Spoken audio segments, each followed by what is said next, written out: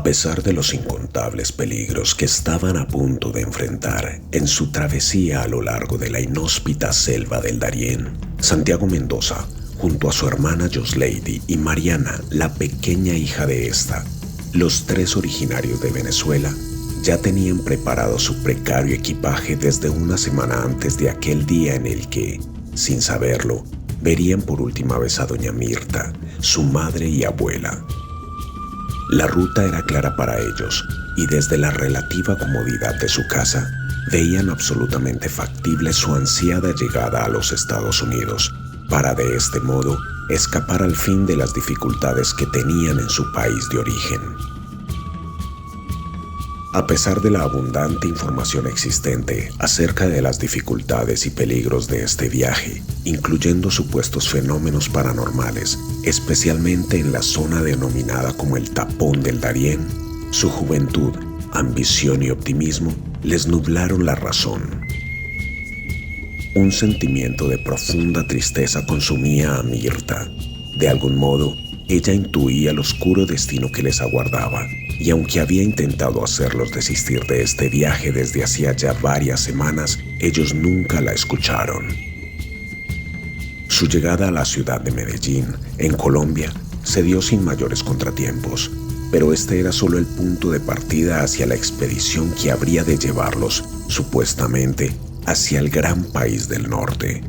Desde esta ciudad, viajaron luego hacia el municipio de Necoclí y finalmente a Capurganá, desde donde emprenderían la temible aventura a través de la selva hasta cruzar la frontera que los conduciría hasta Canaán Membrillo, una pequeña comunidad panameña al otro lado de dicha selva. Las primeras horas del viaje, aquella calurosa mañana de marzo, fueron difíciles pero llevaderas. El sol apenas comenzaba a colarse entre las copas de los árboles, lanzando destellos de luz que daban la falsa sensación de calma. Santiago, su hermana y su sobrinita avanzaban con paso firme, siguiendo un grupo de 32 viajeros que el destino había reunido en la misma ruta hacia el norte y que eran guiados por uno de los coyotes que habían contratado en Necoclí justo antes de partir. Pero pronto el peso de la selva los fue consumiendo. Los insectos, el barro pegajoso, la humedad constante y el calor sofocante hicieron que la jornada se tornara interminable. La primera noche fue especialmente compleja. El miedo natural a lo desconocido se hizo latente allí, y este se acentuaba aún más debido a las leyendas oscuras que se tejían sobre aquella selva, ya que bien era sabido por todos que muchas personas, desde niños hasta ancianos, habían perdido la vida por aquellos caminos, y se decía que sus almas en pena vagaban entre los árboles y cañadas. Los ruidos extraños que surgían del corazón de la jungla formaban una tenebrosa melodía compleja e indescifrable. Todo eso se sumaba a la creciente sensación de desamparo que comenzaba a apoderarse de cada uno de los caminantes. La mañana siguiente empezó para muchos con un gran cansancio que venía ya acumulándose desde la jornada anterior y también por una larga noche de insomnio. Cada paso era más difícil que el anterior, lo cual complicaba el andar por aquellas trochas laberínticas. Un segmento particular del camino tenía la peculiaridad de estar compuesto por cientos de rocas puntiagudas y resbaladizas. Fue precisamente allí donde Yoslady, en un descuido, posó incorrectamente su pie sobre una de estas piedras, resbaló y se golpeó fuertemente el tobillo.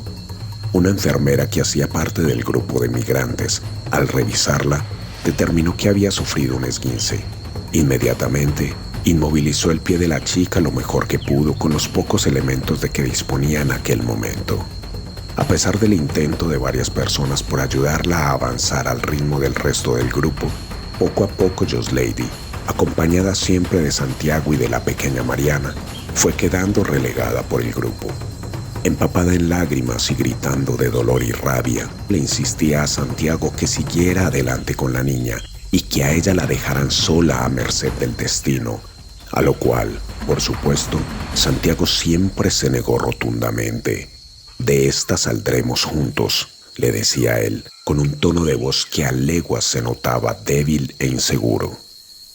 Esa noche, Después de un largo y tortuoso día de marcha, los Mendoza acamparon solos en un pequeño claro entre la selva. Aunque la humedad empapaba sus ropas, el cansancio acumulado los obligó a rendirse ante el sueño. La medianoche, sin embargo, sorprendió a la pequeña en un extraño desvelo. Sin que nadie lo hubiera notado, Mariana llevaba ya más de 2 horas acurrucada en una esquina de la carpa, con sus grandes ojos abiertos mirando hacia ninguna parte. Quien la hubiera visto habría pensado que estaba esperando algo, quizás algún tipo de evento aún desconocido por ella. Algo que, sin que pareciera sorprenderla, efectivamente ocurrió y la sacó de su letargo tan solo unos minutos más tarde. En el profundo silencio de la selva, la niña comenzó a escuchar una risa que, en un principio, parecía bastante lejana. Era una risa familiar que, aunque para ella pudiera parecer normal, realmente no lo era. Sonaba distante, como si viniera de algún lugar entre las sombras. De repente, el eco de esta se fue acercando, convirtiéndose en un murmullo misterioso que parecía envolverla por completo. Con gran curiosidad, Mariana se levantó y salió sin temor de la carpa, buscando la fuente de aquel sonido.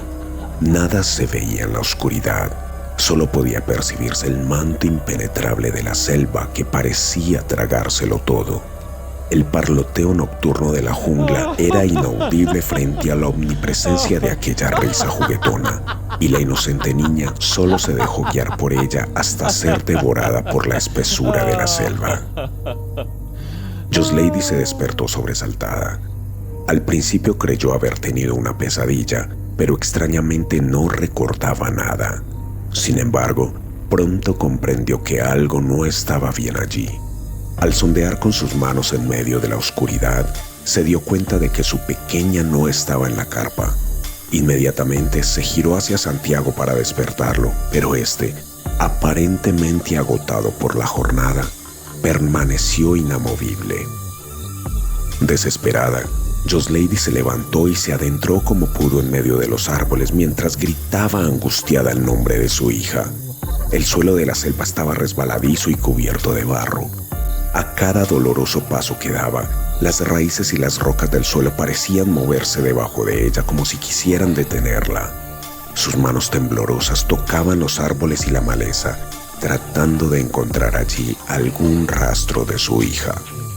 Poco tiempo después, y antes de que pudiera dar un paso más, la oscuridad de la selva ya la había absorbido de manera definitiva.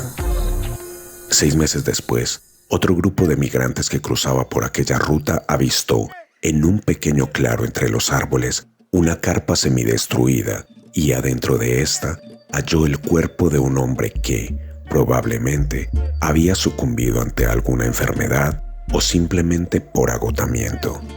Junto a él encontraron las pertenencias de 2 mujeres, una de las cuales parecía ser una niña. Los cuerpos de estas jamás fueron encontrados. Sin embargo, se dice que los gritos de Yoslady aún pueden ser escuchados entre la maleza oscura de la selva.